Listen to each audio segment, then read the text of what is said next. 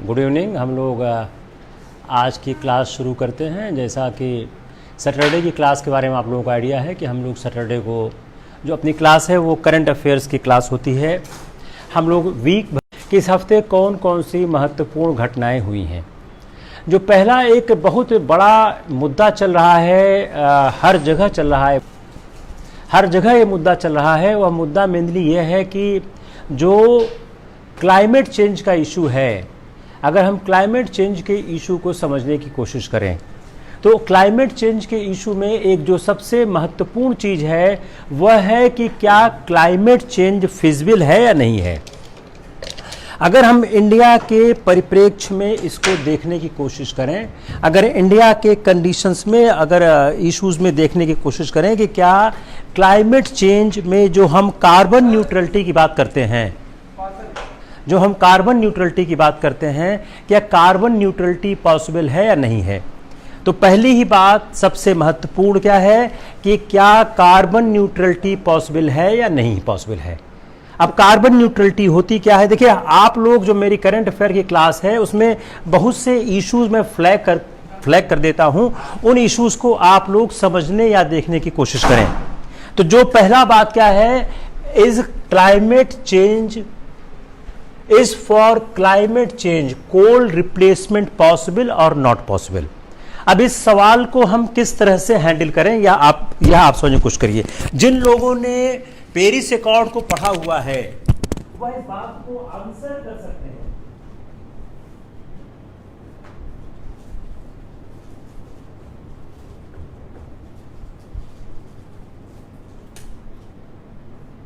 जिन लोगों ने Paris accord को पढ़ा हुआ है वह इसके बारे में आंसर हल्का सा कर सकते हैं। देखिए अब इस सवाल के साथ क्या क्या महत्वपूर्ण चीजें जुड़ी हुई हैं, पहले हम उसमें आते हैं और वो चीजें आप लोग तैयार खुद से करें। हम देखते हैं क्लाइमेट चेंज पे पेरिस अकॉर्ड, तो आप क्या तैयार करोगे, पेरिस अकॉर्ड। पेरिस अकॉर्ड में क्या क्या कंडीशंस थी और यह क्लाइमेट चेंज का मुद्दा महत्वपूर्ण क्यों हुआ, क्या कारण थे जो क्लाइमेट चेंज के मुद्दे को इतने ध्यान दिया गया। अब क्लाइमेट चेंज के मुद्दे के साथ क्या है, फॉसिल फ्यूल का इशू है। फॉसिल फ्यूल का इशू क्या है कि जो हमारा कोल है, अगर हम कोल का लगातार इस्तेमाल इतना करते रहेंगे तो वातावरण रहने लायक नहीं रह जाएगा। वातावरण रहने लायक नहीं रह जाएगा। जो वातावरण है वह रहने लायक बिल्कुल नहीं रह जाएगा। तो जो हम क्लाइमेट चेंज की बात करते हैं कि फॉसिल फ्यूल का इस्तेमाल हम कम करें, उसका कारण क्या है। उसका कारण यह है कि अगर फॉसिल फ्यूल का इस्तेमाल हम कम नहीं करेंगे तो हमारा टेम्परेचर बढ़ेगा, टेम्परेचर राइज होगा। टेम्परेचर राइज होने से क्या क्या फर्क आता है, हमारे ग्लेशियर पिघलेंगे,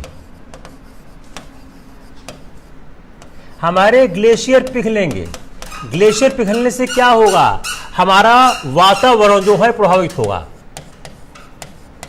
हमारी जमीन कम होगी, असमय बरसात होगी,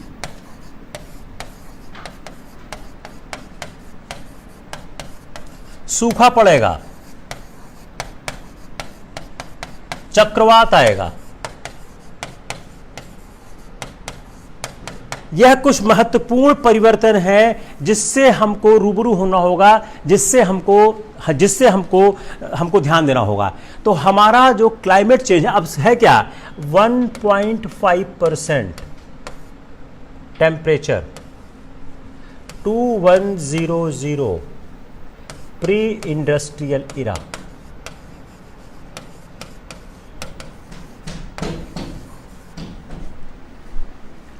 कितने लोगों को यह शब्द याद आ रहा है, कितने लोगों को यह शब्द याद आ रहा है, बताइए कितने लोगों के दिमाग में यह शब्द याद आ रहा है, जल्दी बोलिए कि हमारा जो ये टारगेट है या जो हम कह रहे हैं इसका पर्पस क्या हो गया। कितने लोगों को ये शब्द याद आ रहा है, जल्दी बोलिए।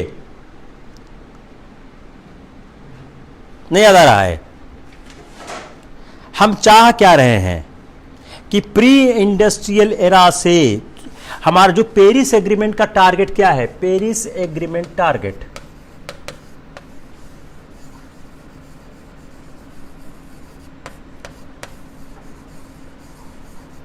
पेरिस एग्रीमेंट टारगेट क्या है कि 2100 तक 2100 तक हमारा जो टेम्परेचर है वह लिमिट होना चाहिए rise only 1.5%, rise 1.5% 2100 pre industrial इरा।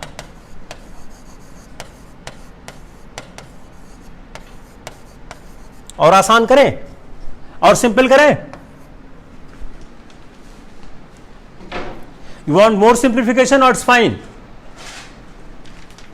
पेरिस एग्रीमेंट का टारगेट है कि 2021 तक टेम्परेचर में राइज 1.5% से ज्यादा न हो प्री इंडस्ट्रियल इरा के कंपैरिजन में।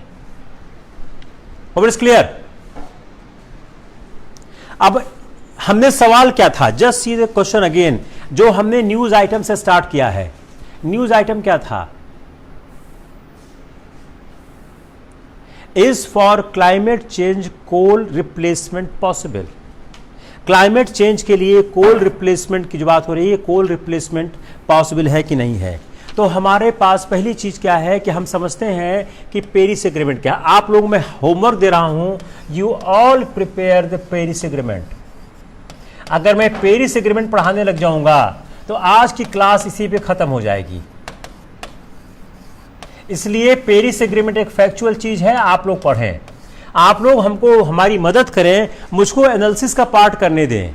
जो फैक्चुअल चीजें किताबों में आसानी से अवेलेबल हैं वह आप लोग खुद कर लें, तो उससे क्या है हमको सहूलियत हो जाएगी आपको पढ़ाने में, समझाने में।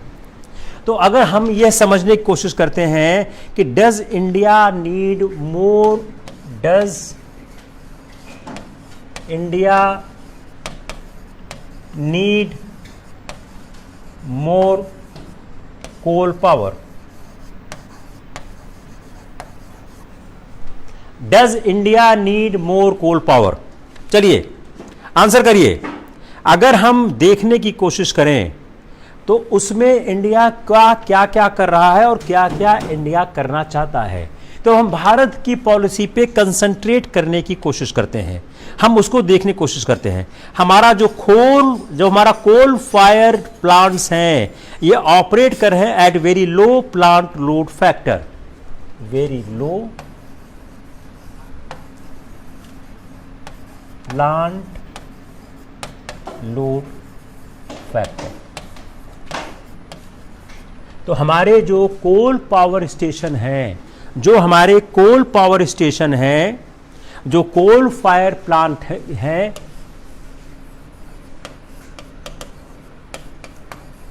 ये काम कर रहे हैं very low plant factor. Point number 1। Come the point number 2। What's point number 2? हमारा अगला पॉइंट क्या है कि हमने मैसिव प्रोग्राम लिया है, मैसिव प्रोग्राम किसका? रिन्यूएबल एनर्जी का। हमने मैसिव प्रोग्राम लिया है रिन्यूएबल एनर्जी का। मैसिव प्रोग्राम क्या है? 450 गीगावाट बाई 2030। ठीक है, it is second issue. Come on the third issue. What's third issue? हम लोगों ने ग्रो किया है जो हमारा 2030 है और पास्ट फ्यू ईयर्स में हमने ग्रोन अप किया है at the rate of 25%, at the rate of 25% renewable energy annually हमने ग्रो अप किया है, हमने विकास किया, विकसित हुआ है। ठीक है, नेक्स्ट पॉइंट, जो कॉस्ट ऑफ बैटरी है वह गिर रही है। इससे क्या है, स्टोरेज ले सकते हैं। कॉस्ट ऑफ बैटरी, जो बैटरी का मूल्य है गिर रहा है, cost of battery going down. इससे क्या होगा, बैटरी क्या करती है, स्टोरेज करती है, तो स्टोरेज पॉसिबल। It's fine. बोलिए किसको समझ में आ रहा है? Anyone has problem?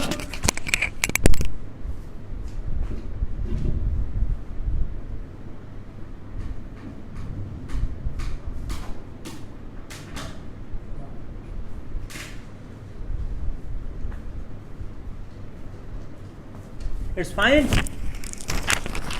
बोलिए कॉस्ट ऑफ बैटरी स्टोरेज। अब कॉस्ट ऑफ बैटरी लिखते हैं, कम होने से क्या हो गया, हमारी स्टोरेज जो फैसिलिटी है वो ज्यादा पॉसिबली बढ़ने लग गई।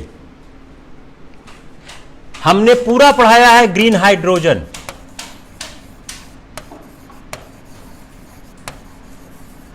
हमने पूरा पढ़ाया है ग्रीन हाइड्रोजन। याद करिए आप मेरा लेक्चर। ग्रीन हाइड्रोजन से क्या होगा, जो ग्रीन हाइड्रोजन हो रहा है एक viable option by 2030। Green hydrogen viable option 2030। Green hydrogen का मेरा लेक्चर याद करिए आप लोग, जाके यूट्यूब पे मेरे देखिएगा। ग्रीन हाइड्रोजन एक वायबल ऑप्शन हो रहा है 2030 से। अगली बात, कोल बेस्ड डेवलपर्स जो हो रहे हैं,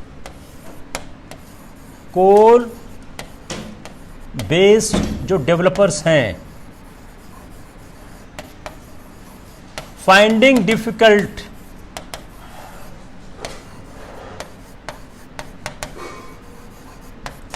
टू गेट लेंडर्स। जो कोल बेस्ड डेवलपमेंट हो रहा है, जो कोल बेस्ड डेवलपमेंट है, उस कोल बेस्ड डेवलपमेंट के साथ दिक्कत क्या हो रहा है, उनको दिक्कत मिल रही है कि वह इस तरह के लेंडर्स पा सकें अपने प्रोजेक्ट के लिए। वाई कोल एबोरेंस है, मतलब कोल को लेके लोगों में समस्याएं हैं। तो अगर आप देखें जिस तरह की बातें चल रही हैं कि अगर आपका जो प्रोजेक्ट होता है, प्रोजेक्ट बहुत बार फंडेड होता है वर्ल्ड बैंक से, आईएमएफ से। तो अगर वर्ल्ड बैंक से, आईएमएफ से फंडेड प्रोजेक्ट है तो उस प्रोजेक्ट को हो सकता है अगर कोल बेस्ड है तो उसको फंडिंग न मिले। इवन इंडिया में कई ऐसे कंडीशंस लगाई जाती हैं कि अगर आपका जो प्रोजेक्ट कोल बेस्ड है तो उसको हम फंडिंग नहीं देते। तो कोल बेस्ड प्रोजेक्ट को लगातार फंडिंग डिफिकल्ट होती जा रही है। इन सब चीजों को देखते हुए, हम इन सारी परिस्थितियों को ध्यान में रखते हुए, क्या हम कोल बेस्ड प्लांट को दे सकते हैं? Can we give up coal based plant?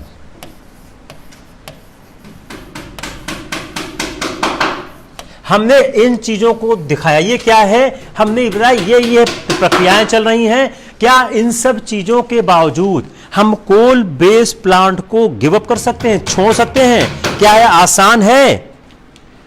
We have to examine a number of issue. Let us examine this issue. Let us examine this. हम इसको एग्जामिन करते हैं कि क्या यह संभव है या संभव नहीं है। अगर हम इसको समझने की कोशिश करते हैं कि हमारे साथ कुछ समस्याएं भी हैं, कुछ इश्यूज भी हैं, और हम कोल बेस्ड प्लांट को शिफ्ट भी करना चाहते हैं, हम यह भी चाहते हैं कि हमारे यहाँ रिन्यूएबल एनर्जी आ जाए, हमने टारगेट फिक्स किए हैं, इसके बावजूद भी क्या कोल बेस्ड प्लांट को छोड़ देना, गिव अप करना आसान है या आसान हो सकता है, नहीं हो सकता है? इसके साथ जो जुड़े हुए मुद्दे हैं उसको हम समझने की कोशिश करते हैं। पहला, डिमांड फॉर इलेक्ट्रिसिटी।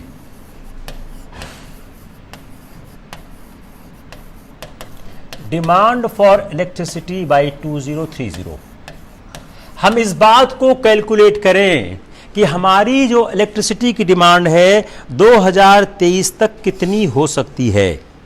अगर इसको हम समझने की कोशिश करें तो जो हमारे पास वेरियस एस्टिमेट्स अवेलेबल हैं वो क्या कहते हैं कि हमारी जो इलेक्ट्रिसिटी की डिमांड है 2030 से वो 2200 से 2800 बिलियन यूनिट हो सकती है।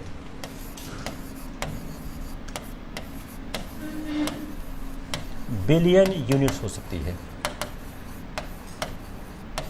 जिस तरह की हमारी प्रगति हो रही है, जिस तरह की हमारी जनसंख्या बढ़ रही है, जिससे हमारी जरूरतें बढ़ रही हैं, इसको देखते हुए जो हमारी इलेक्ट्रिसिटी की डिमांड के वेरियस एस्टिमेट्स हैं वह बोल रहे हैं कि 2200 से 2800 बिलियन यूनिट हमारी इलेक्ट्रिसिटी की डिमांड हो सकती है बाई 2030। दूसरा, हमारा लोड कर्व क्या होगा बाई 2030?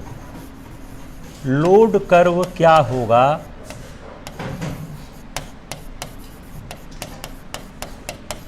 बाई 2030? 2030 तक हमारा लोड कर्व क्या होगा?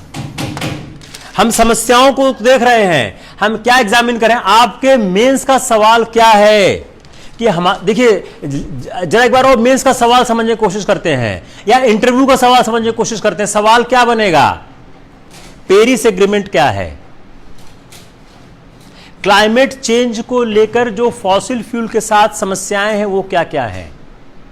भारत उस दिशा में क्या क्या प्रगति या कार्य कर रहा है और उसको संपूर्ण करने में समस्याएं क्या क्या हैं? तो हम एग्जामिन करने की कोशिश कर रहे हैं कि अगर हम फॉसिल फ्यूल को पूरी तरह से हटाना चाहते हैं तो उस फॉसिल फ्यूल को पूरी तरह से हटाने में कनेक्टेड इश्यूज क्या क्या क्या है। Hope you are able to understand the structure of the lecture.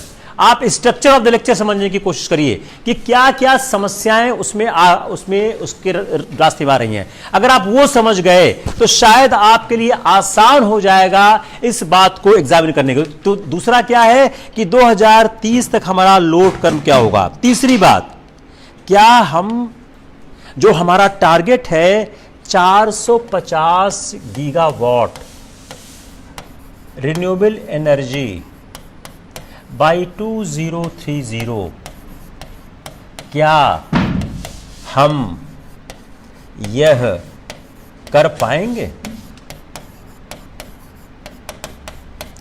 बड़ा सवालिया निशान है इस पर। A big question mark on this. बड़ा सवालिया निशान है इस मुद्दे पर कि क्या हम इसको कर पाएंगे, क्या यह करना आसान होगा? यह एक बड़ा सवालिया निशान निश्चित रूप से है। चौथा, बैटरी की कॉस्ट कम जरूर हो रही है,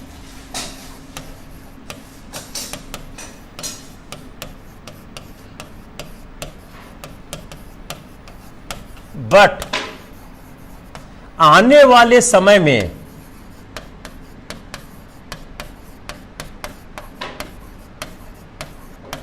यह और कम होने की उम्मीद कम है।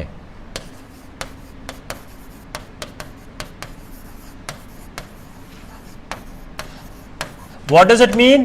कि जो बैटरी की कॉस्ट कम हो गई है वह बैटरी की कॉस्ट और ज्यादा कम नहीं होगी। अभी बैटरी की कॉस्ट काफी कम जरूर हो गई है लेकिन फर्दर डिक्रीज नहीं हो पाएगी। तो आज के दाम पर जो बैटरी की प्राइस है यह आज इकोनॉमिकली वायबल है to storage it for 4 hours only. Storage for 4 hours only. तो इसको और आप आसानी से क्या बोल सकते हो, अगर 4 आवर्स नहीं लिखना है कि जो हमारी बैटरीज की स्टोरेज है वह एक निश्चित सीमा तक है, अनिश्चित सीमा तक नहीं है। और हमारे पास there could be certain hours of 24 hour dispatch period where the plant may have to operate at more than 80% of the load. कुछ समय में प्लांट को 80% लोड के लिए काम करना होगा।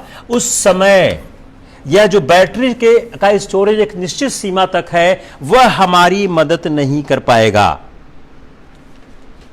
इन समस्याओं के बाद हम देखते हैं कि भारत का इस पर स्टैंड क्या है, भारत क्या बोलता है, भारत क्या क्या चाहता है। तो इंडिया क्या है, तो इंडिया क्या कर रहा है, अपोज कर रहा है अनफेयर कार्बन इशू।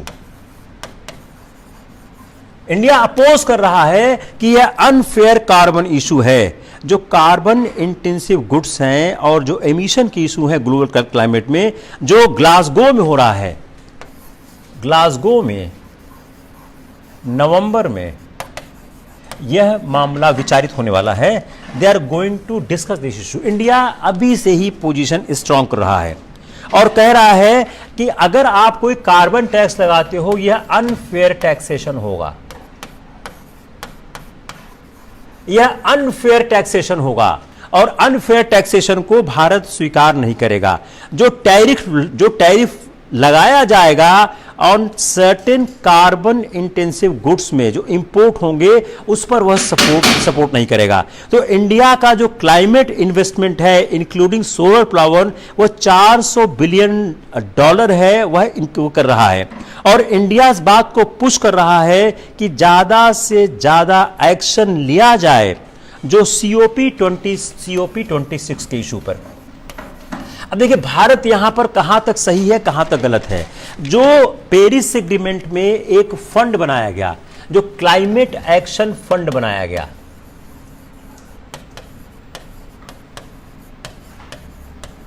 उसमें पैसा नहीं दिया गया।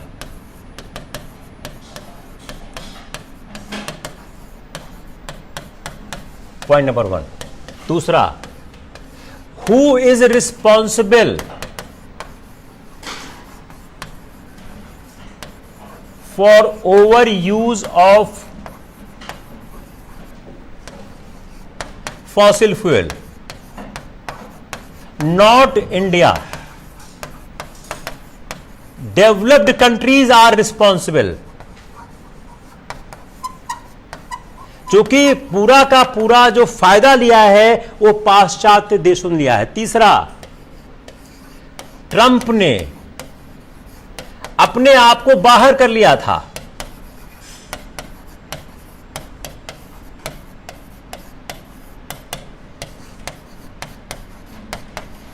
चौथा, पश्चिमी देशों का जो टारगेट होगा वह विकासशील देशों से अलग होना चाहिए।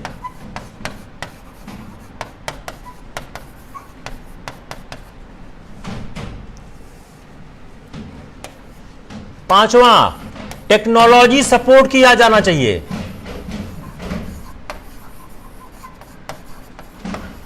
छठवां, हमको फाइनेंस मिलना चाहिए।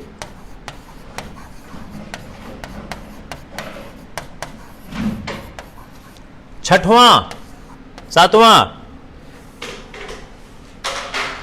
हमको रिन्यूएबल एनर्जी के लिए फाइनेंस प्लस टेक्नोलॉजी मिलनी चाहिए। अब देखिए पूरे सवाल को समझने की कोशिश करते हैं कि यह सवाल किस तरह से आपको आपके पास आएगा। यह सवाल आपके पास आएगा पहला कि पेरिस एग्रीमेंट क्या है, क्योटो प्रोटोकॉल और पेरिस एग्रीमेंट।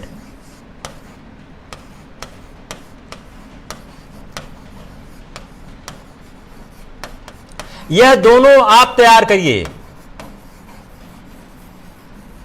दूसरा, पेरिस एग्रीमेंट के प्रोविजंस क्या थे।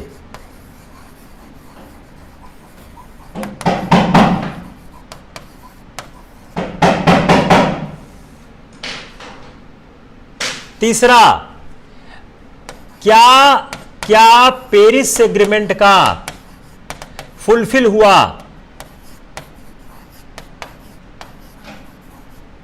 चौथा,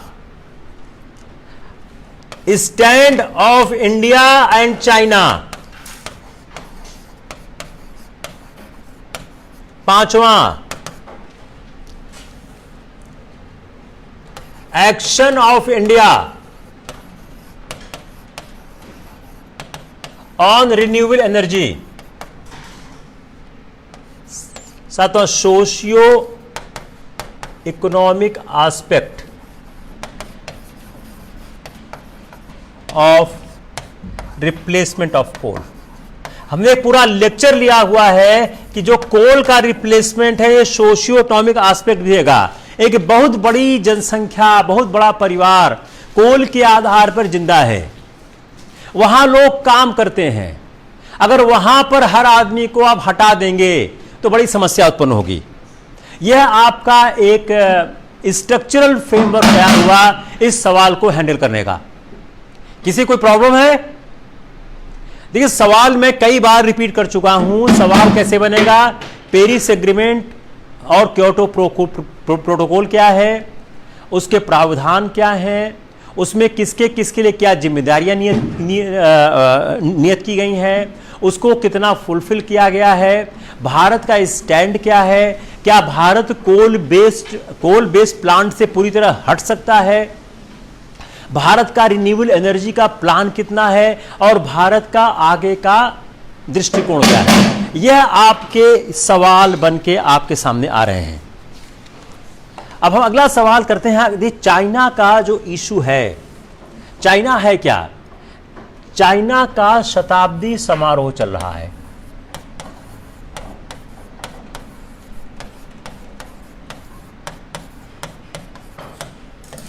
अब सवाल क्या बना है? सवाल इंटरव्यू का ज्यादा है, मेंस का भी है, ऐसा तो नहीं सकता कि जो चाइना का एक समारोह चल रहा है कि जो सीपीसी लेड रिवोल्यूशन था 1949, CPC led revolution 1949, India independence 1947। अगर आप इन दोनों को आप एग्जामिन करें, अगर आप इन दोनों को एग्जामिन करें,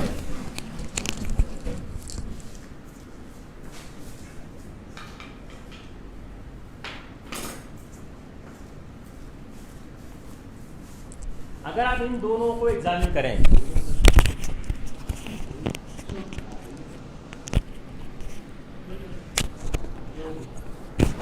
अगर आप इन दोनों को एग्जामिन करें,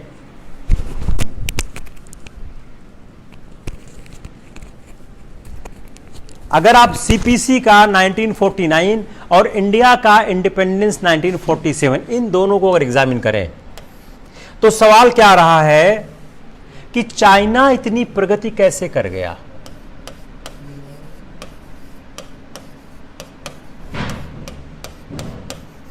भारत नहीं कर सका।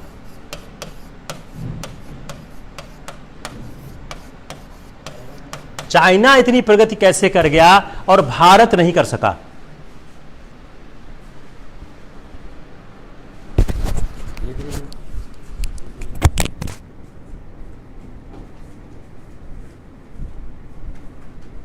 दूसरा सवाल क्या है कि चाइना इतनी प्रगति कैसे कर गया और भारत नहीं कर सका। यह दूसरा महत्वपूर्ण प्रश्न है। अब हम इसको समझने की कोशिश करते हैं कि आखिर हुआ कैसे ऐसे। तो जो सवाल आपके लिए बन रहा है, खासकर इंटरनेशनल रिलेशन में सवाल आ रहा है कि इंडिया और चाइना की जो सक्सेस स्टोरी है उसमें इतना गैप क्यों है, ये क्या इशू क्या है, ऐसा क्या हो गया कि इंडिया उस तरह से विकास नहीं कर सका जिस तरह से चाइना कर गया। उसका रीजन क्या है? उसका पहला रीजन क्या है?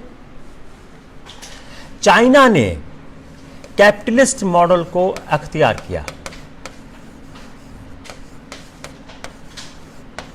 और इंडिया ने आजादी के बाद जो एक पब्लिक प्राइवेट का मिक्स्ड मॉडल अख्तियार किया जिसमें इकोनॉमी का ओपननेस नहीं था, जिसमें इकोनॉमी का ओपननेस नहीं था। तो पहली महत्वपूर्ण चीज क्या है कि जो चाइना का मॉडल है जिसमें कैपिटलिस्ट मॉडल को एक्सेप्ट किया गया और उन्होंने एक ऐसी प्रक्रिया शुरू की जिसमें उन्होंने मेक इन चाइना का कॉन्सेप्ट दिया।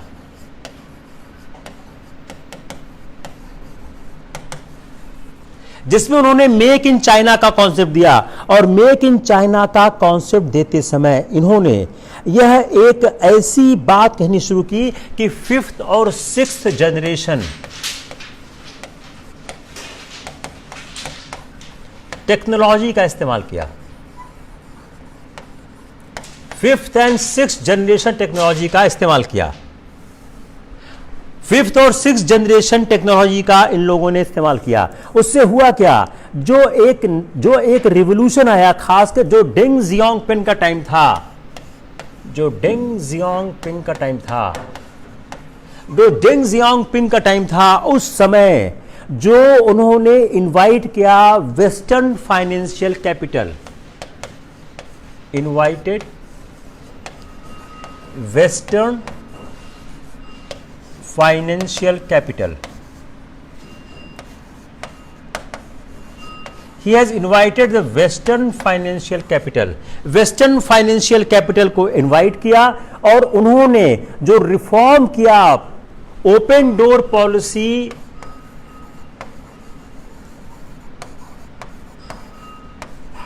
1978 में, एक ओपन डोर पॉलिसी उन्होंने इनिशिएट की 1978 में। इस ओपन डोर पॉलिसी से हुआ क्या, उस ओपन डोर पॉलिसी के कारण उन्होंने इंडस्ट्रियलाइजेशन किया।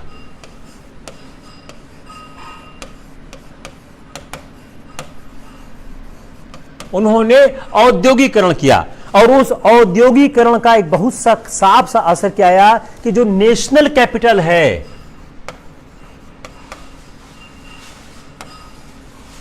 जो नेशनल कैपिटल है इनकी बहुत ही ट्रेमेंडसली आगे बढ़ गई। तो नेशनल कैपिटल जो इनकी है वह इतनी ज्यादा बढ़ गई कि वह उस देश के लिए बड़ी हो गई। जो नेशनल कैपिटल थी जो 1980 में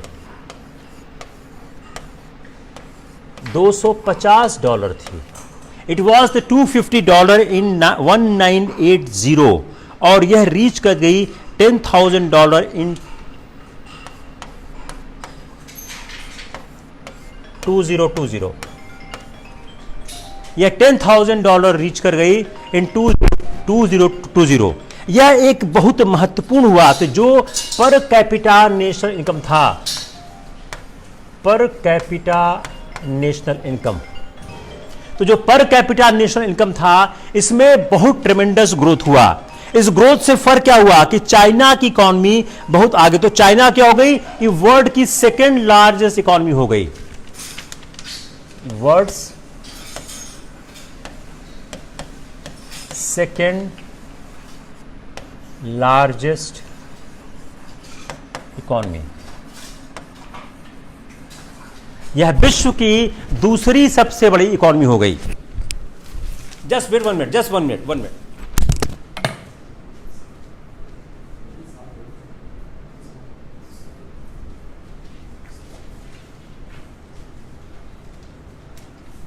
विश्व की दूसरी सबसे बड़ी इकोनॉमी हो गई, वर्ल्ड सेकेंड लार्जेस्ट इकोनॉमी हो गई। अगर हम इसके कारणों को तलाश करने की कोशिश करें, जो हम देख रहे हैं, तो चाइना ने जो एज्यूम किया उसका कारण क्या हुआ कि चाइना एक मैन्युफैक्चरिंग हब बना एंड एक्सपोर्ट ओरिएंटेड इकोनॉमी बनी। एक्सपोर्ट ओरिएंटेड इकोनॉमी बनी। यही कारण था कि जो चाइना है पेंडेमिक के समय में भी वह समस्याओं से बाहर आ गया। उसकी इकोनॉमी पेंडेमिक के समय में भी रिवाइव कर गई। तो जो चाइना का इंडस्ट्रियलाइजेशन ड्राइव था, उस इंडस्ट्रियलाइजेशन ड्राइव, हालांकि ऐसा नहीं है कि चाइना में समस्या न हो, चाइना में भी जो अर्बन और रूरल जो डिवाइड है, अर्बन रूरल डिवाइड चाइना में भी है। ऐसा नहीं है कि चाइना में सब कुछ अच्छा है, चाइना में भी अर्बन और रूरल डिवाइड है और इनकम का फर्क काफी ज्यादा है। तो जो चाइना की इकोनॉमी का एक स्टार्टिंग पॉइंट था, अगर उसको हम इंडिया से compare, let's see the India now, let's proceed on the India. India की जो इकोनॉमी है वह किस पे काम कर रही थी? इंडिया की इकोनॉमी का बहुत बड़ा दौर काम किया है किस पे? इंपोर्ट सब्स्टिट्यूशन पे।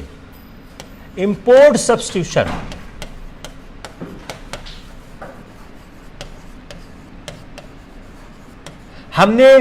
हमने प्राइवेट इन्वेस्टमेंट को डिस्करेज किया।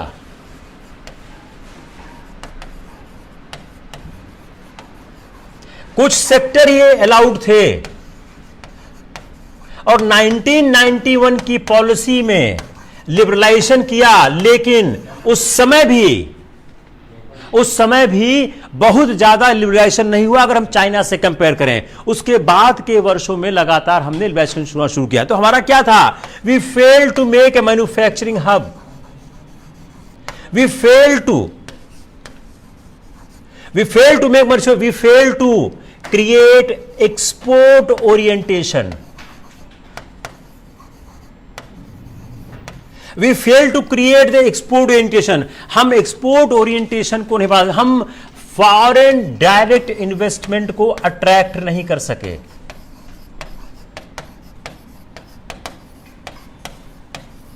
रेड टेपिज्म, लाल फीताशाही, लाइसेंस राज, यह बहुत समय तक हमारे लिए समस्या या दिक्कत को उत्पन्न करता रहा। तो यह एक बहुत बड़ा कारण था कि हम इसको आगे लेकर नहीं जा पाए। अगर हम इसको थोड़ा इतिहास से देखने की कोशिश करें, जो इंडियन नेशनल कांग्रेस थी, हम थोड़ा इसको इतिहास से देखने की कोशिश, जो अपनी इंडियन नेशनल कांग्रेस थी, इंडियन नेशनल कांग्रेस जो 1885 में फाउंड हुई, इंडियन नेशनल कांग्रेस हुई 1885 में, और सीपीसी इससे 36 साल बाद हुई। अगर हम इंडियन नेशनल कांग्रेस की विचारधारा को देखें तो इंडियन नेशनल कांग्रेस की विचारधारा में समाजवाद बहुत ज्यादा था। तो जो हमारा इंडियन नेशनल कांग्रेस 1885 बना, वो 36 साल पुराना है सीपीसी से, और communist party of India form हुई है 1920 में। Communist party of India form हुई है 1920 में। तो हिस्टोरिकली अगर देखा जाए तो जो हमारा इंडियन पॉलिटिकल क्लास है वो अंडर परफॉर्म किया, इंडियन पॉलिटिकल क्लास। दूसरी बात देखिए आप, इंडियन पॉलिटिकल क्लास जो हमारा है वह क्या किया? वह अंडर परफॉर्म किया, कि हम उनसे पुराने होके भी, और चाइना भी भारत की तरह गुलाम देश था, तो उसके बावजूद भी उन लोगों ने हमसे बेहतर किया। उसका रीजन क्या था? जो डिफिकल्टी थी हार्मोनाइज, जो एक व्यू के हार्मोनाइजेशन की डिफिकल्टी थी, व्यू के हार्मोनाइजेशन की। चाइना इस व्यू को हार्मोनाइज कर सका, चाइना इस व्यू के सामंजस्य को बना सका कि कैपिटलिस्ट और के क्लास के बगैर, कैपिटल के बगैर हम आगे बढ़ नहीं पाएंगे। भारत समझने को असफल रहा। अगर हम देखें, टैगोर ट्रेवल करते हैं चाइना में, टैगोर ट्रेवल करते हैं चाइना में 1924 में। जो टैगोर चाइना में ट्रेवल करते हैं 94 में और लेक्चर देते हैं पीकिंग यूनिवर्सिटी में, वह बात जो करते हैं उस बात में स्पिरिचुअलिटी होती है।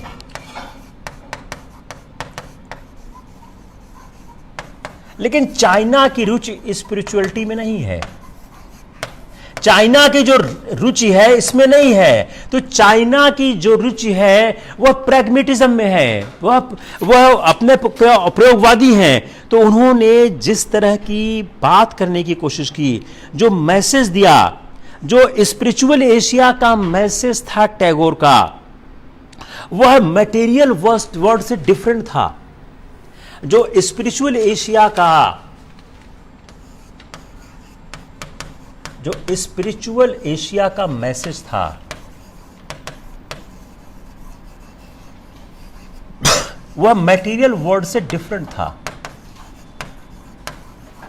तो अगर हम ये कह सकते हैं कि भारत की जो अपनी सोच थी, उस सोच में प्राइवेट सेक्टर के अट्रैक्शन के लिए इंडियन नेशनल कांग्रेस ने बहुत ज्यादा जमीन नहीं दी।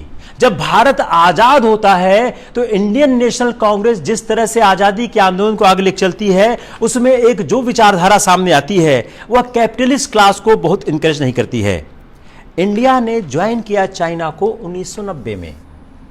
तो जो चाइना ने 1978 में जो मैसिव प्रोग्राम चलाया, इंडिया ने ज्वाइन किया 1990 में।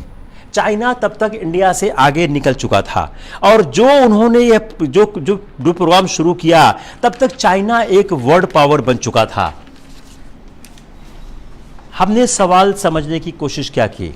हमने सवाल समझने की कोशिश की कि चाइना का विकास हुआ, इंडिया का नहीं हुआ।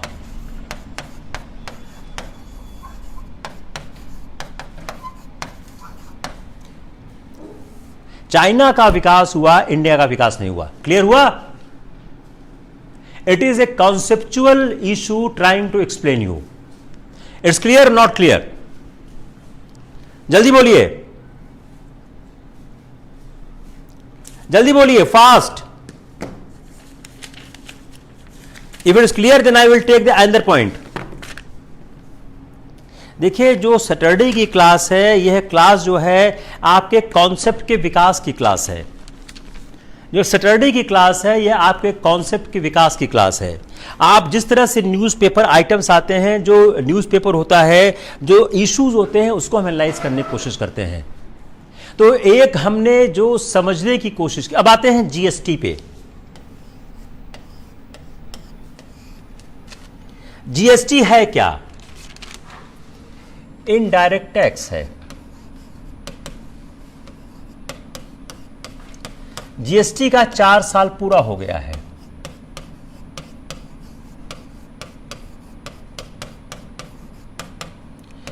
जीएसटी के समय राज्यों को कंपनसेशन का प्रॉमिस किया गया था।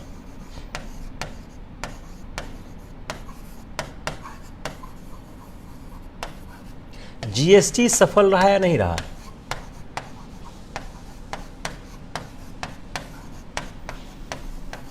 यह कुछ सवाल उत्पन्न हो रहे हैं जीएसटी से। इन सवालों को आप लोग पढ़ें, 4-5 सवालों को। तो जो जीएसटी एक काउंसिल बनती है, जीएसटी काउंसिल होती है, वह जीएसटी के इश्यूज को एग्जामिन करती है।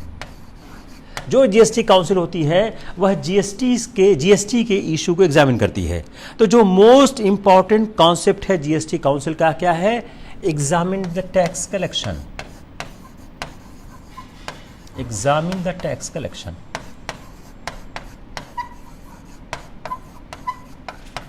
मैं एक चीज बार बार रिपीट करता हूं कि आपको यह एक इकोनॉमिस्ट पढ़ने की जरूरत नहीं है। आप इसके दर्शन को समझिए कि भारत के लिए क्यों इंपॉर्टेंट है। अब जो रेवेन्यू जनरेशन एस्टिमेट किया गया था वह नीचे गिर गया है over 1% of the GDP. Revenue जो एस्टिमेट हुआ था 1% गिर गया है जीडीपी का। जो रेवेन्यू एस्टिमेट हुआ था, वह रेवेन्यू जो एस्टिमेट किया गया था वह अपने जीडीपी का 1% गिर गया है। कब? After implementation of GST.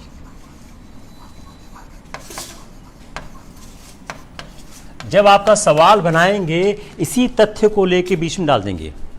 Clear हुआ? जो रेवेन्यू एस्टिमेट है वह 1% गिर गया है जीडीपी का after implementation of the GST. क्यों? वाई? क्यों गिर गया? अब यहां सवाल बनेगा कि जीएसटी लगाने के बाद जो हमारा रेवेन्यू एस्टिमेशन है वह जीडीपी का 1% गिर गया है। क्यों? उसका कारण क्या है? वो रीजन क्या है? इसका पर्पस क्या है? और जीएसटी लाया क्यों गया था? इंप्रूव एफिशिएंसी के लिए। जीएसटी पे सवाल 2016-17 में कभी आ चुका है। क्या यह इंप्रूव हुआ? क्या यह बेहतर हुआ? जीएसटी लाया गया था टू इंप्रूव एफिशिएंसी। तो क्या एफिशिएंसी इंप्रूव हुआ है? अगर एक महत्वपूर्ण कारण देखें जिसके कारण हमारा जीएसटी नीचे गिरा है, उसका कारण क्या है? उसका कारण क्या है? प्रीमैच्योर रिडक्शन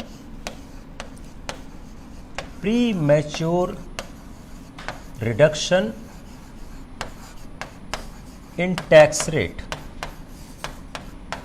टैक्स रेट में प्रीमैच्योर रिडक्शन के कारण हमारा तो एक इशू क्या हो गया? Premature reduction in tax rate. तो जो एक बिग रीजन है लोअर टैक्स कलेक्शन का है pre mature reduction in the tax rates. और जो हमारा जीएसटी का यह टैक्स रेट है, क्या इसको रिवर्स किया जाए? This is the issue need to understand. India में एक एक्सट्रीमली डिफिकल्ट फिजिकल पोजीशन है और वह हम अफोर्ड नहीं कर सकते हैं अंडर परफॉर्मिंग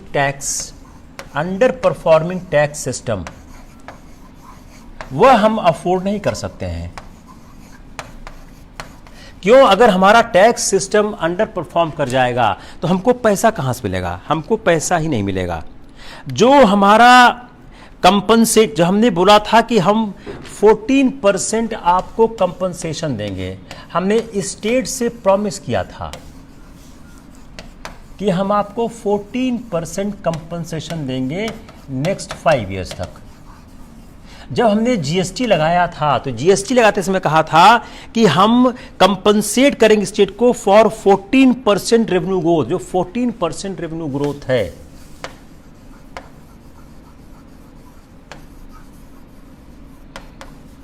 तो रेवेन्यू ग्रोथ का जो compensating the state for 14% revenue growth, यह क्या था? यह एक इम्प्रैक्टिकल आइडिया हो गया। यह क्या हो गया? यह एक इम्प्रैक्टिकल आइडिया हो गया कि जो हमने एक एश्योरेंस दे दिया। अब इसके लिए क्या करती है? यह पैसा देने के लिए गवर्नमेंट बोरो करती है। यह पैसा देने के लिए गवर्नमेंट क्या करती है? गवर्नमेंट बोरो करती है इस पैसा को देने के लिए। कहां से करती है? मार्केट से करती है। मार्केट से ऋण लेती है, उधार लेती है। तो उसके क्या हुआ? गवर्नमेंट पर इंटरेस्ट का भी बर्डन आ गया। अगर यह कंपनसेशन जो स्ट्रक्चर है, अगर इसको एक्सटेंड किया गया तो शायद और दिक्कत होगी। और जो हमने एक कंपनसेशन को फिक्स कर दिया, उससे क्या हुआ? उससे स्टेट्स ने कंप्लायंस पे, लीकेज पे, एफिशिएंसी पर कम ध्यान दिया।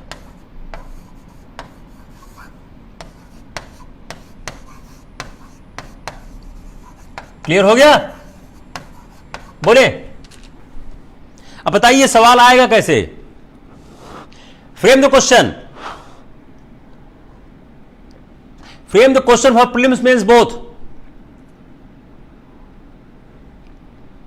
नहीं क्लियर हुआ?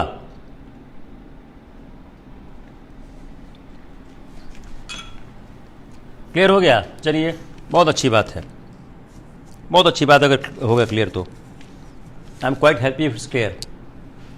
अविनाश पांडे को क्लियर हो गया, वेरी गुड।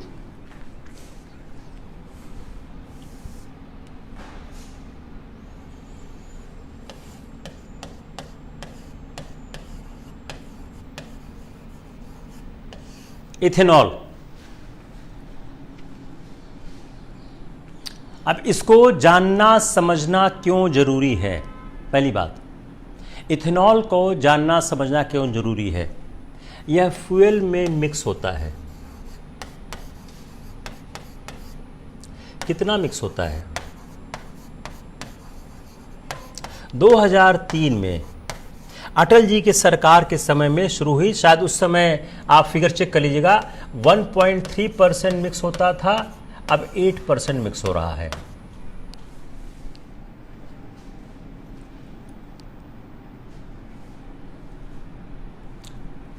जो हमारा इथेनॉल है, अब आपका सवाल क्या क्या तैयार करोगे? इथेनॉल क्या होता है?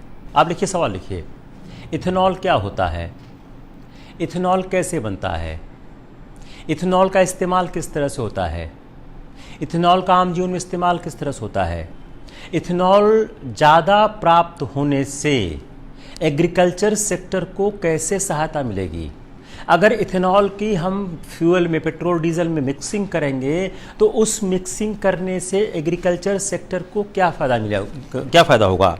इथेनॉल किस तरह से हमारी एग्रीकल्चर सेक्टर की आमदनी को डबल करने में हेल्प करेगा? यह कुछ सवाल हैं जो आपके साथ जुड़े हैं, जिसका आंसर आपको समझने की ज़रूरत है। Now let's understand the issue of the ethanol. अब ये इशू आ क्यों रहा है? लगातार जो अपने ट्रांसपोर्ट मिनिस्टर हैं नितिन गडकरी, ये बोल रहे हैं कि हम इथेनॉल के बेस पर हम कहते हैं वाहन को चलाने का काम शुरू करेंगे। तो पहली ही चीज़ क्या है कि जो उन्होंने बोला है कि ethanol based flexed engine, ethanol based flex engine, ethanol based flex engine, इससे फायदा क्या होगा? इससे फायदा क्या होगा?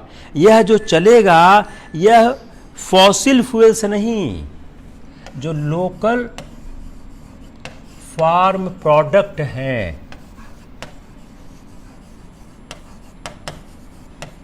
उनसे चलेगा, फॉसिल फ्यूल से नहीं। यह फॉसिल फ्यूल से नहीं चलेगा, ये लोकल फार्म प्रोडक्ट से चलेगा। तो एक बड़ा अचीवमेंट होगा अगर ये फॉसिल फ्यूल से न चल के यह लोकल फार्म प्रोडक्ट चल जाए। Brazil, US, Canada, Brazil,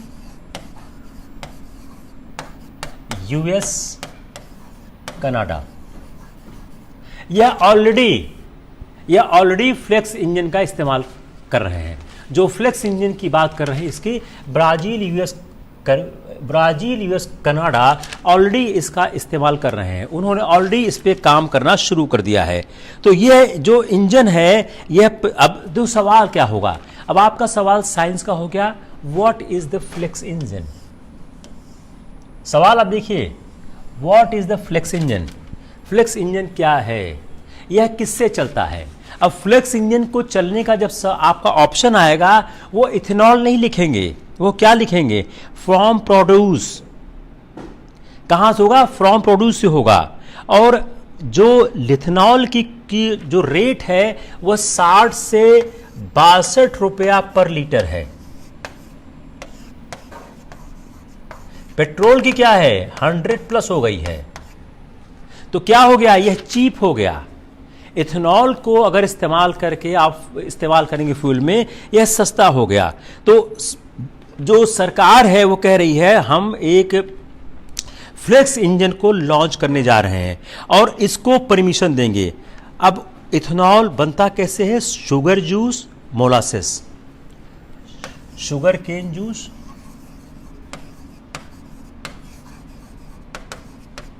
molasses. अभी इंटरेस्टिंग पार्ट आना बाकी है, बहुत इंटरेस्टिंग पार्ट आएगा, जस्ट वेट। तो शुगर केन जूस और मोलासेस से इसको बनाया जाता है। तो जो इथेनॉल है इसके अलावा कहां से बनेगा? राइस, कॉर्न, फूड ग्रेन, ये तो दो है, राइस, कॉर्न, फूड ग्रेन, इससे भी इथेनॉल बनाया जाएगा। तो अभी तक क्या था? शुगर केन जूस, मोलासेस था। अब राइस, कॉर्न, फूड से। अब आप बड़ी इंटरेस्टिंग बात देखिए कि जो अपना देश है, अपना फूड मैच देखिए आप, सीधा फूड मैच। हमारा प्रोक्योरमेंट है 100 मिलियन टन का, हमारा यूज है 62 मिलियन टन, तो 38 मिलियन टन एक्स्ट्रा आ जा रहा है। अगर हम इस मिलियन टन से हम इथेनॉल का इस्तेमाल करेंगे तो क्या होगा कि जो हमारा एक्सेस, हमारे पास जो एक्सेस मेरे पास प्रोड्यूस आता है, जो हम प्रोक्योरमेंट एक्स्ट्रा करते हैं, इथेनॉल में इस्तेमाल होगा। दूसरा पॉइंट, फार्मर्स इनकम बढ़ेगी, फार्मर्स की इनकम बढ़ेगी, उनको इंकरेजमेंट मिलेगा।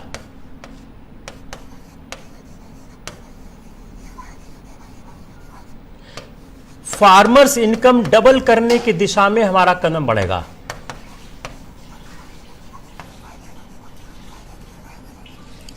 क्लियर? कितने सवाल बन गए? Huge question we have got, so many questions we have got by only a single piece of article appearing in the newspaper. Ration card reform,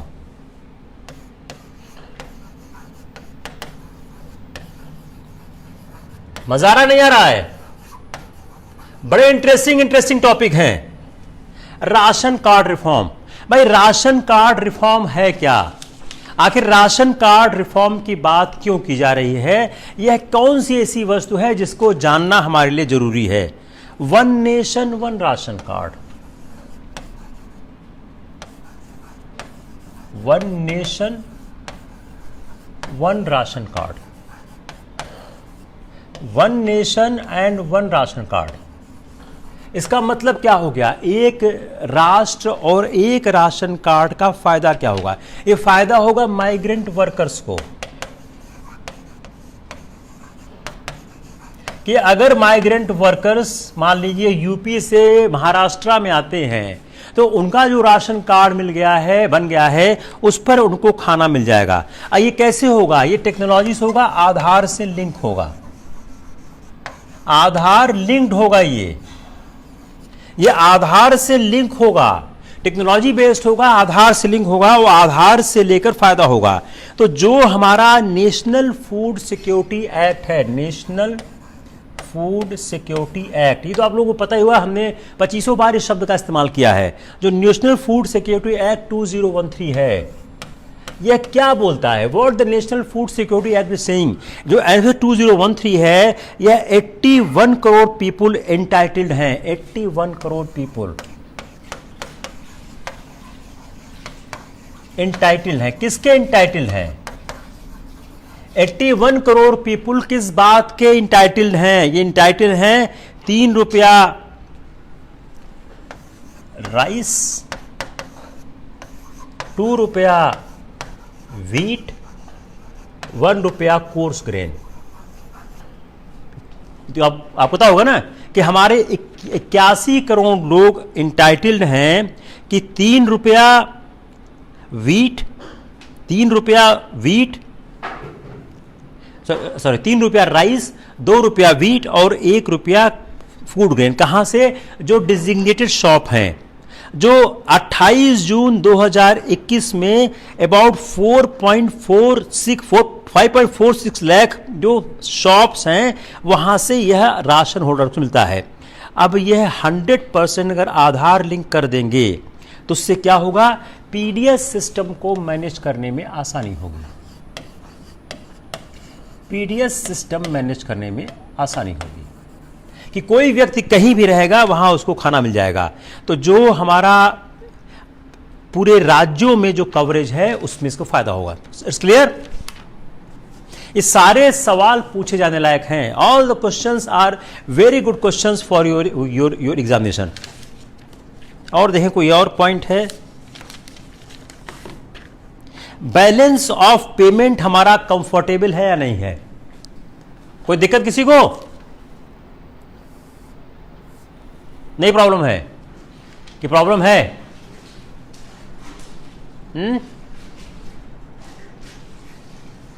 बोलिए। बैलेंस ऑफ पेमेंट मैंने पढ़ाया हुआ है बहुत डिटेल में। बैलेंस ऑफ पेमेंट में 4-5 issue आपको flag करता हूं, आप लोग उसको तैयार करिए कि जो हमारा जो करंट अकाउंट डेफिसिट सब पढ़ाया हुआ है, आपको मैं फ्लैग करता हूं। Current account deficit, balance of payment, यह जो करंट अकाउंट जो हमारा कैपिटल फ्लो है, जो हमारा करंट अकाउंट डेफिसिट है, जो बैलेंस ऑफ पेमेंट के कारण होता है। तो आप क्या तैयार करो? करंट अकाउंट डेफिसिट और बैलेंस ऑफ पेमेंट के बीच रिलेशनशिप। तो जो हमारा करंट अकाउंट डेफिसिट है, यह बैलेंस ऑफ पेमेंट को करता है, और यह जो हमारा CAD है, cause the BOP to moderate somewhat sharply in the March quarter. तो जो हमारा बैलेंस ऑफ पेमेंट सरप्लस है, बैलेंस ऑफ पेमेंट सरप्लस, जो हमारा बैलेंस ऑफ पेमेंट सरप्लस है FY21 के लिए, तो एक चीज आप क्या जान गए कि आपका जो बैलेंस ऑफ भुगतान संतुलन है वह फाइनेंशियल 21 में सरप्लस है। और सरप्लस कैसे हुआ है? यह एक $87.3 बिलियन है। यह सबसे बड़ा है अपने समय का, पिछले कई सालों में सबसे ज़्यादा है। और यह हेल्प कैसे हुआ है? It help that crude oil price को, जो क्रूड ऑयल प्राइस को हम मैनेज कर पा रहे हैं, उसमें भी इसका योगदान है। तो अगर हम बैलेंस ऑफ पेमेंट के सरप्लस को समझने की कोशिश करें, तो जो हमारा बैलेंस ऑफ पेमेंट सरप्लस है फॉर फाइनेंशियल 21, जो रोबस्ट है 87.3 बिलियन डॉलर, बिगेस्ट है लॉन्ग टर्म में, it help that crude oil price average about 45 billion dollar barrel, 45 dollar प्रति बैरल। तो इससे क्या हो रहा है कि जो हमारा जो क्रूड ऑयल प्राइस को जो पिछले 5 सालों में सबसे कम है, and also that import remained compressed, हमारा जो इंपोर्ट है वह भी कंप्रेस रहा है, कम रहा है। जो सरप्लस है करंट अकाउंट में, सरप्लस इन करंट अकाउंट, सरप्लस इन करंट अकाउंट, हमारा जो करंट अकाउंट है उसमें जो सरप्लस है, सरप्लस इन करंट अकाउंट, उससे क्या हो रहा है कि जो हमारा सरप्लस करंट अकाउंट पे है और स्मॉलर कैपिटल अकाउंट सरप्लस है, इसके कारण अगर हम देखें तो जो हमारा इकोनॉमिक एक्टिविटी है वह स्लगिश होने के बावजूद भी हमको बेहतर परिणाम इस समय दे पा रही है। तो जो हमारा balance of payment will come down less than half to last year levels, तो हमारा ये लास्ट ईयर लेवल से हाफ से, तो जो हम इस बात को अगर समझने की कोशिश करें, the surplus in the balance of payment will come down to less than half of the last year level, तो जो ट्रेड डिफिसिट है विल डेफिनेटली इंक्रीज। क्यों? जो कमोडिटी प्राइसेस है specially crude oil stayed elevated and non oil non fuel जो import है वह pick up कर रहा है on the back of recovery. यह एक आपके बैलेंस ऑफ पेमेंट और सीएडी का मामला है। आप लोग बैलेंस ऑफ पेमेंट सीएडी पढ़िए, इसका मैं आपका पूरा एक चैप्टर लूंगा कि बैलेंस ऑफ पेमेंट क्या है। बैलेंस ऑफ पेमेंट मैंने पढ़ाया हुआ है, सीएडी को शायद मैंने डिटेल में उस दिन लिया नहीं था। तो हम कहना क्या चाह रहे हैं कि हमारी इकोनॉमिक हालात में बैलेंस ऑफ पेमेंट और सीएडी किस तरह से डिटरमाइन करते हैं, बैलेंस ऑफ पेमेंट हमारे फेवर में क्यों है। अगर आप ये समझने की कोशिश करें कि बैलेंस ऑफ पेमेंट के बेहतर होने का कारण क्या है, और हमने आपको पिछले बार पढ़ाया था कि हमारा जो नेट फॉरेन पोर्टफोलियो इन्वेस्टमेंट है, हमारा एफडीआई है, उसका हमने पूरा स्ट्रक्चर आपको पूरा पढ़ाया था। अगर आप याद करने की कोशिश करें वो लेक्चर तो शायद आपको काफी कुछ याद आ जाएगा। इट्स क्लियर और नॉट क्लियर? किसको क्लियर नहीं हुआ? चलिए, एक और सवाल है कि ग्रीन पास क्या होता है। What is green pass? What is green pass?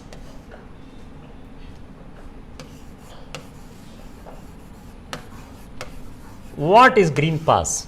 बताइए, what is green pass? What is green pass? सवाल अच्छा है। Why GST is not being imposed on petrol and diesel?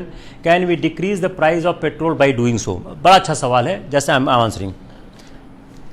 Green पास क्या है? अगर आपके पास वैक्सीन लगी है तो आप प्रवेश कर सकते हो उस देश की सीमा में। चलिए सवाल लेते हैं। इस सवाल को कैसे हैंडल करें? Any idea? जो हमारा फ्यूल प्राइस है, चलिए हम एक सवाल लेते हैं। अच्छा सवाल आया है, let's examine this question and it is A intelligent question. अगर हम अपने फ्यूल की प्राइस को देखें, यह 2 फैक्टर से डिटरमाइन होता है, इंटरनेशनल रेट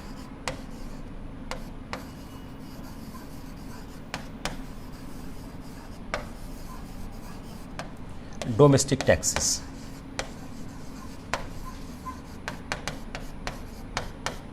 यह हमारे कंट्रोल में नहीं है। यह हमारे कंट्रोल में नहीं है, यह हमारे कंट्रोल में है।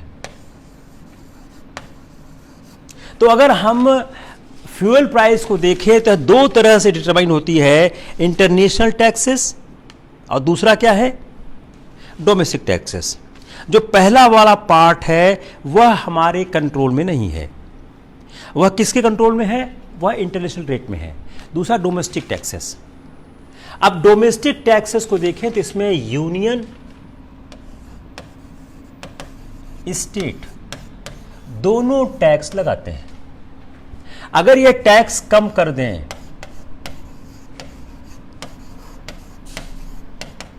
तब रेट कम हो जाएगा, लेकिन तब क्या होगा, रेवेन्यू लॉस होगा।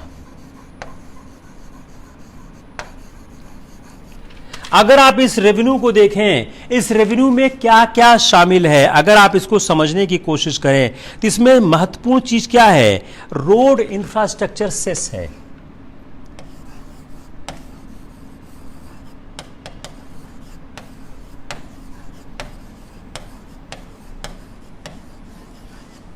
एग्रीकल्चर सेस है।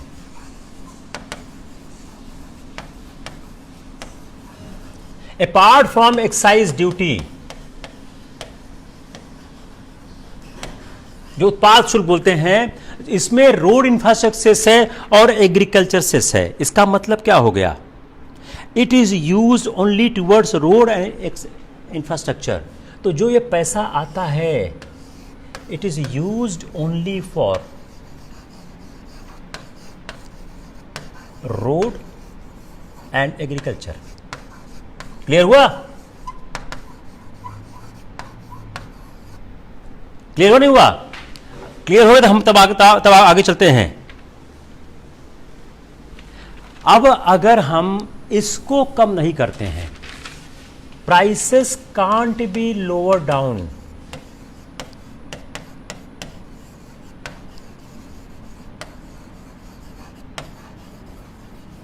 Unless reduce the taxes. अब टैक्सेस के तीन पार्ट आपने पढ़ दिए, excise duty, agriculture cess, road infrastructure. अब जो सिग्निफिकेंट कंपोनेंट है, अगर हम देखने की कोशिश करें कि जो रेवेन्यू फ्रॉम दीज प्रोडक्ट्स है वो फॉर्म क्या करता है, significant component of overall government revenue. It is a significant component,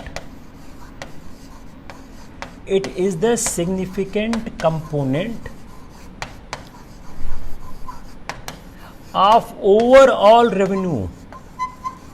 जो ओवरऑल रेवेन्यू है इसका यह सिग्निफिकेंट कंपोनेंट है। तो ओवरऑल रेवेन्यू का चूंकि यह सिग्निफिकेंट कंपोनेंट है और यह सिग्निफिकेंट कंपोनेंट को काट दिया जाए तो रेवेन्यू का सिग्निफिकेंट लॉस होगा। रेवेन्यू का क्या होगा, रेवेन्यू का एक सिग्निफिकेंट लॉस होगा, वो शायद राज्य करने के तैयार नहीं है। तो जो यह मॉडल है, जो मॉडल इस बात को लेकर है कि किस तरह से टैक्सेशन किया जाए, जो जीएसटी का इशू है। अगर हम देखें clause 14 of the 115 constitution amendment bill जो इंट्रोड्यूस किया गया था, जिसमें जीएसटी को डिफाइन किया गया था, any tax on supply of goods और services, any tax on supply of goods and services.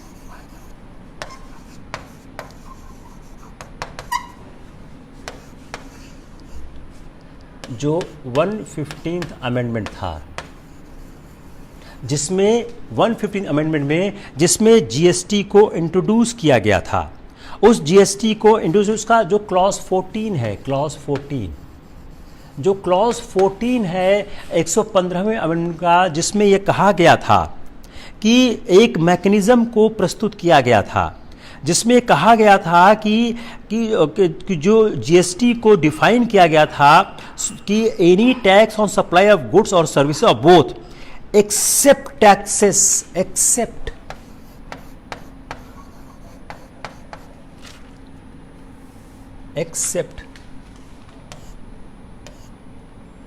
Accept taxes on petroleum product. जो मिला है, except taxes on petroleum product, high speed diesel, high speed diesel,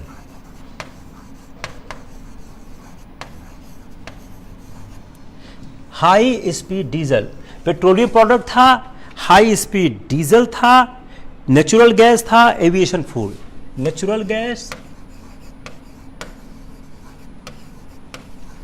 और aviation fuel.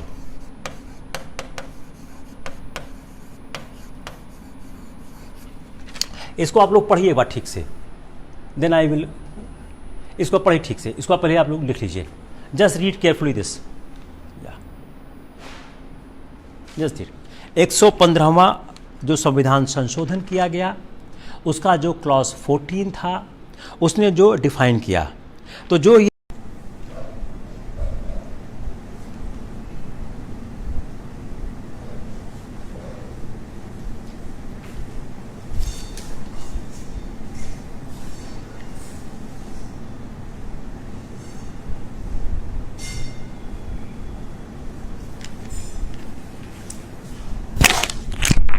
मेरे ख्याल से वो of हो गया था, हम लोग फिर से शुरू करते हैं उसको, जहाँ से हम लोगों ने छोड़ा हुआ था।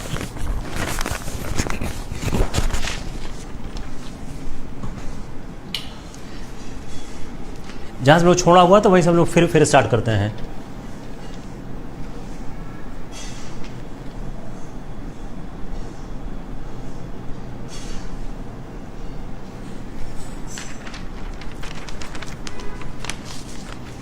जीएसटी काउंसिल है वह किस तरह से हैंडल कर रही, तो जो उन्होंने 122वां संविधान संशोधन किया, उसमें अमेंडमेंट लाया कि ह्यूमन कंजम्पशन के अल्कोहलिक लीकर के अलावा जो पेट्रोलियम प्रोडक्ट पे है वह जीएसटी के अंतर्गत होंगे, जब काउंसिल इस बात का डिसीजन लेगी। अब काउंसिल के साथ दिक्कत क्या है, जो जीएसटी पर 28% लेवी होगा, मान लो अब बात क्या आ गया कि हम कहां तक पहुंच गए कि जीएसटी के अंतर्गत पेट्रोल के अंतर्गत क्यों आया और क्यों नहीं आया। अब जो प्राइस बिल्डअप है पेट्रोल और डीजल का आज देखें तो 28% लेवी जीएसटी होगा ऑन द बेस प्राइस। अगर हमने 28% जीएसटी लगाया ऑन बेस प्राइस, अगर हमने बेस प्राइस पर 28% जीएसटी लगाया तो उससे क्या होगा, if we implement the GST on the base price is 28%, तो उससे क्या फर्क आएगा ये हम समझने की कोशिश करते हैं कि बेस प्राइस पे 28% जीएसटी लगाने पर क्या फर्क होगा। Let's examine this issue. तो इससे क्या होगा, 5.40 पेट्रोल जो बेस प्राइस है इस पर लगाएंगे तो 5.40 पेट्रोल और 5.45 डीजल। जो प्रति लीटर आएगा वो 5.40 पेट्रोल पे आएगा और 5.45 आएगा किस पे आएगा, डीजल पे आएगा। अब इससे क्या होगा कि अगर हम इसको लगाने की कोशिश करें तो इसमें जो पैसा आएगा central and each of the state government as against जो करंट यील्ड है, करंट क्या है 32.90। करंट अगर देखें तो 32.90 है और कितना है 31.80 है। अगर जीएसटी हम लगाते हैं तो जीएसटी लगाने के बाद क्या आएगा और जीएसटी लगाने के पहले क्या आएगा, तो 32.80 एंड 31.80 जो करंट प्राइस है उसकी तुलना में यह फर्क आ जाएगा अगर हम जीएसटी के टेन्योर में डाल देते हैं। तो हम फिर से रिपीट करते हैं कि 28% जीएसटी अगर लगाया गया ऑन बेस प्राइस पर तो उससे 5.40 पर लीटर पेट्रोल पे आएगा, 5.45 रुपीस पर लीटर आएगा डीजल पे और जो सेंटर और state, centre and each of the state government against the current price कहते हैं 32.90 पर लीटर ऑन पेट्रोल और 31.80 पर लीटर ऑन डीजल, और सेंटर एलोन और diesel to the centre alone and an average around 20 और 15 litre respectively to each of the state, 20 and 15, 20 and 15। यह हो गया सेंटर का, यह हो गया स्टेट का। क्लियर हो रहा नहीं हो रहा है? क्लियर हो रहा नहीं हो रहा है? अब इससे क्या होगा, यह ब्रिंग डाउन करेगा पेट्रोल और डीजल प्राइस को अराउंड 55 लीटर। इससे क्या प्राइस कहां जाएगी पेट्रोल डीजल की? यह 55 रुपीज के अराउंड आ जाएगी। 55 रुपीज के अराउंड जो है पेट्रोल और डीजल की प्राइस आ जाएगी, और इस लोअर प्राइस के कारण यूनियन और स्टेट दोनों का रेवेन्यू चला जाएगा, दोनों का रेवेन्यू चला जाएगा, यूनियन का भी चला जाएगा और स्टेट का भी चला जाएगा। अगर रेवेन्यू लॉस को देखें तो 3 लाख करोड़ जाएगा पेट्रोल पे। अब हम देखते हैं रेवेन्यू लॉस कितना जाएगा। Let's see the revenue loss. Revenue loss petrol diesel 3 lakh crore. 3 lakh crore किस पे जा रहा है revenue loss? 3 lakh crore revenue loss जा रहा है पेट्रोल पर, और 1.1 लाख करोड़ जा रहा है डीजल पे।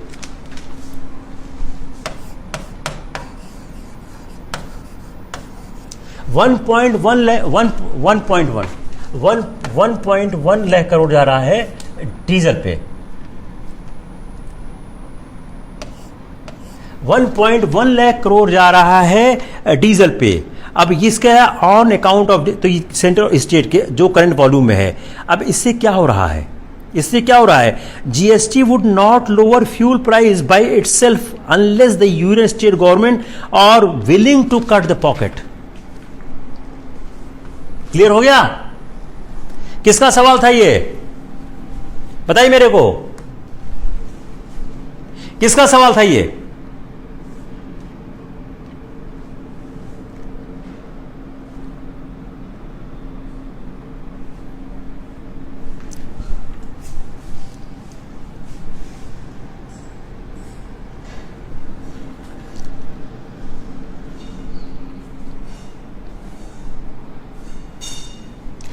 स्क्रीन रोटेट है थोड़ा सा, just bear bear, class almost over हो गई है। अब ये समझने की कोशिश करिए, अब जीएसटी में क्यों नहीं जाया जा सकता? जीएसटी का इशू है, क्लियर हुआ नहीं हुआ? I have given the detailed explanation कि जीएसटी में जाने से कुछ नहीं होगा, जीएसटी में जाने से कुछ नहीं होगा अनलेस अनटिल यूनियन और स्टेट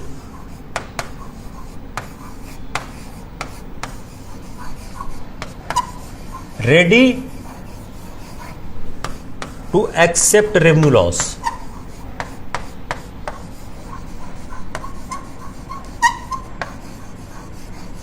जब तक यूनियन और स्टेट रेवेन्यू लॉस को एक्सेप्ट करने को तैयार नहीं होंगे, जीएसटी में जाने से कोई फायदा नहीं होगा।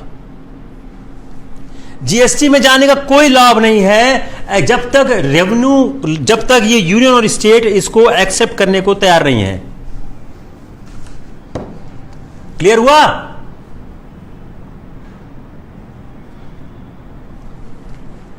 नहीं हुआ? I think it's enough for the day. आप लोग इसको तैयार करिए and will see you tomorrow again. Take care.